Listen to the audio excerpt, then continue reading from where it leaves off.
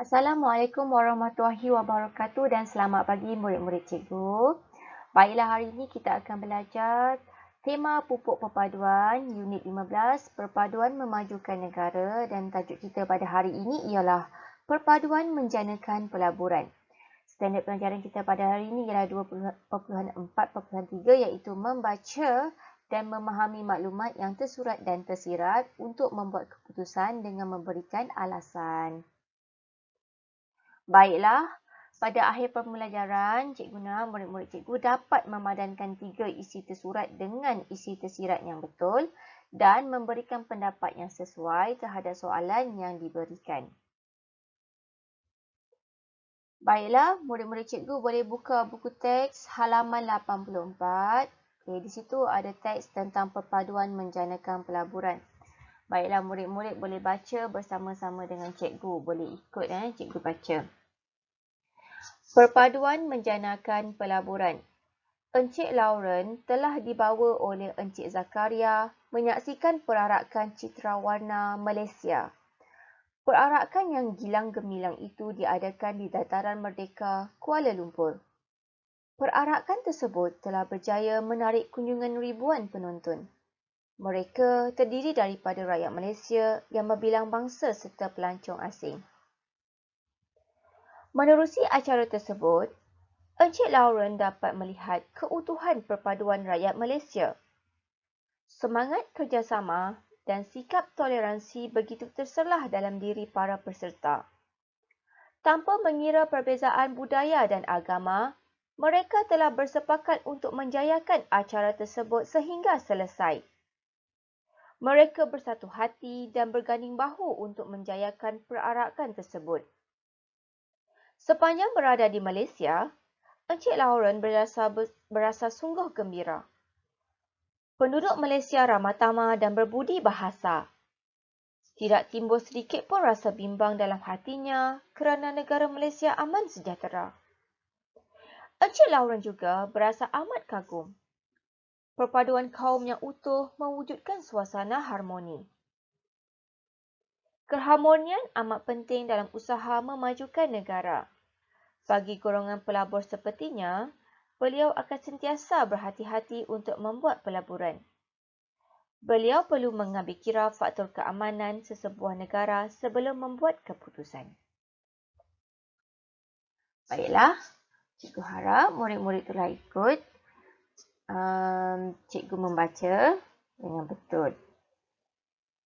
Baiklah, daripada teks yang kita baca ini sebenarnya ada isi tersirat dan tersurat daripada teks ini. Untuk hari ini, cikgu mahu kamu cari isi tersurat daripada isi tersirat yang terdapat dalam teks. Baiklah, cikgu akan terangkan dahulu apa itu isi tersurat dan isi tersirat bagi memudahkan kamu faham. Baiklah, makna tersurat adalah yang tertulis atau ditulis atau tercatat. Maksudnya kat sini, isi tersurat tu dah ada dalam teks. Sudah ditulis. Manakala makna tersirat ialah bahasa yang mempunyai maksud berlainan dengan makna yang diujar atau disebut serta maksud yang berlapis-lapis. Menurut Kamus Dewan edisi ketiga, bahasa yang tersembunyi atau terkandung dalam sesuatu serta bersifat mendalam. Baiklah, yang tersirat ini, dia tidak tulis dalam teks tersebut, tapi dia ada makna daripada perkataan yang ditulis. Contohnya macam gini. Istilah tersirat dengan tersurat ni yang paling mudah cikgu boleh ambil contoh dalam ucapan harian kita. Contoh seorang ibu memarahi anaknya. Anak dia panjat pagar yang tinggi, contohnya panjat pagar yang tinggi. Jadi emak ni nampak anaknya panjat pagar yang tinggi. Lalu ibu-ibu atau mak-mak ni dia akan cakap gini, panjat lagi. Perkataan yang ayat yang tercatat ataupun ayat yang diujarkan ialah panjatlah lagi. Itu yang tersurat. Tapi makna yang tersirat sebenarnya mak dia telah marah. Panjat lagi, kalau jatuh tanggung sendiri. Tersiratnya sebenarnya mak dia sebenarnya tidak membenarkan anaknya memanjat pagar tersebut. Itu tersirat. Yang tersurat, mak dia cakap panjatlah pagar lagi. Betul kan? Itu adalah contoh mudah apa itu isi tersurat dan isi tersirat. Tersurat yang dikatakan ataupun yang ditulis. Tersirat makna sebalik yang tertulis ataupun yang dicakap tersebut. Cikgu harap kamu faham maksud tersurat dan tersirat. Baiklah, mari kita pergi lihat teks dalam buku teks muka surat 84. Baiklah, daripada teks dalam halaman 84 ini, sebenarnya ada makna yang tersirat sendiri daripada ayat-ayat yang diberikan. Okay, mari kita fahami. Okay, Encik Lauren dibawa oleh Encik Zakaria pergi ke satu perarakan citawarna Malaysia. Okay, perarakan itu sangat girang gemilang, meriah dekat mana? Di dataran Merdeka Kuala Lumpur. Baiklah, perarakan tersebut berjaya menarik minat kunjungan ramai orang. Tidak kiralah kaum Melayu ke India ke China dan juga pelancong asing pun turut datang ke perarakan tersebut. Mereka Encik Lauren dapat melihat perpaduan antara mereka sangat utuh. Maksudnya mereka bersama-sama bersikap toleransi, bekerjasama antara peserta-peserta dan juga penonton. Tanpa mengira perbezaan budaya dan agama. Okay, sepakat menjayakan perarakan citawarna tersebut. Okay, sepanjang berada kat Malaysia, Encik Lauren rasa sangat gembira sebab penduduk Malaysia ni ramah tamah. Suka bertegur sapa, berbual. Ramah tamah tu maksudnya begitulah. Berbudi bahasa, menggunakan bahasa yang sopan.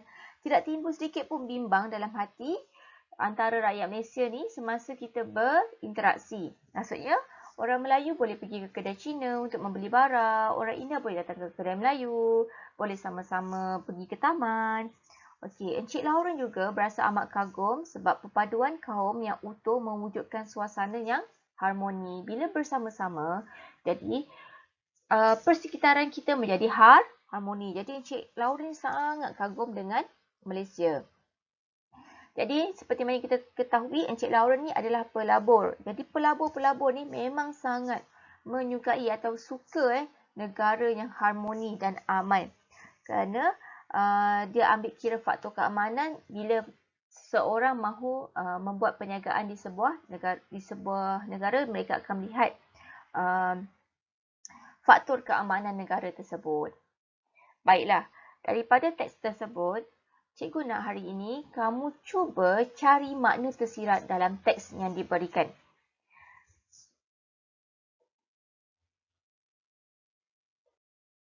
Baiklah, di sini terdapat isi tersurat dan isi tersirat. Ini merupakan latihan pertama. Latihan 1. Selepas habis video ini, cikgu nak kamu salin latihan ini di dalam buku pemahaman kamu. Baiklah, isi tersurat yang cikgu ambil daripada teks tersebut. Semangat kerjasama dan sikap toleransi begitu terselah dalam diri para peserta tanpa mengira perbezaan agama. Ini ada dalam teks. Yang kedua, apa isi tersurat yang telah ada dalam teks? Penduduk Malaysia ramah tamah dan berbudi bahasa. Okey, isi tersurat yang ketiga, perpaduan kaum yang utuh mewujudkan suasana harmoni. Baiklah, daripada isi tersurat yang cikgu senaraikan, cikgu nak kamu cari apa isi tersirat di sebalik isi tersurat tersebut. Okey, baik kita buat bersama-sama. Lihat yang pertama, semangat kerjasama dan sikap toleransi begitu terselah dalam diri para peserta tanpa mengira perbezaan agama. Okey, pertama dia menceritakan tentang agama dan sikap toleransi. Apakah isi yang tersirat di sebalik isi tersurat tersebut? Baiklah, lihat jawapan-jawapannya memudahkan Encik Lauren mendapatkan khidmat nasihat dan tunjuk ajar mengenai pelaburan di Malaysia. Adakah mengenai dengan agama ke? Tak ada, mungkin. Okey, yang kedua, tidak mengalami kerugian pelaburan akibat peperangan dan rusuhan. Pun mungkin. Ataupun pelaburan dan perniagaannya mendapat keuntungan kerana tiada sikap diskriminasi perkauman dan agama. Okay, mari kita lihat apakah jawapan yang tepat. Ya, sebenarnya jawapannya ialah Ayat tersebut menerangkan bahawa bila kita melabur, pelaburan dan perniagaan dapat keuntungan kerana tiada sikap diskriminasi, perkauman dan agama. Itulah makna tersirat di sebalik ayat yang tersurat. Baiklah, yang kedua, penduduk Malaysia ramah tamah dan berbudi bahasa. Apakah yang tersirat di sebalik penduduk Malaysia ramah tamah dan berbudi bahasa? Apa keuntungan Encik Lauren apabila penduduk Malaysia ni ramah tamah dan berbudi bahasa? Jadi jawapan yang tepat tersiratnya ialah memudahkan Encik Lauren mendapatkan khidmat nasihat dan tunjuk ajar mengenai pelaburan di Malaysia. Sebab apa? Sebab penduduk kat Malaysia ni ramah tamah, suka berbual. Jadi Encik Lauren boleh dapatkan khidmat, nasihat dan tunjuk ajar. Baiklah, yang ketiga. Perpaduan kaum yang utuh mewujudkan suasana harmoni. Okey.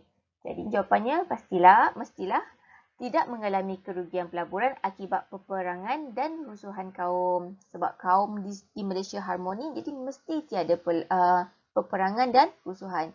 Jadi pelaburan dia tidak akan rugi. Baiklah. Satu lagi soalan untuk kamu. Soalan yang kedua. Jika kamu Encik Lauren, mahukah kamu melabur di Malaysia? Berikan alasan. Okey, yang ini cikgu nak kamu cuba jawab sendiri. Okey, jika kamu Encik Lauren, kamu hendak tak melabur di Malaysia? Melabur tu maksudnya menanam modal atau membeli share dan sebagainya dalam sesuatu badan perniagaan untuk mendapatkan keuntungan. Contoh di sini, kamu ada duit RM1. Kawan kamu tiada duit tapi pandai buat aiskrim. Jadi kamu laburkan RM1 pada dia. Suruh dia buat aiskrim dan bila aiskrim itu terjual, kamu dapat untung daripada jualan aiskrim tersebut. Itu maksud melabur. Menanam modal. Okay.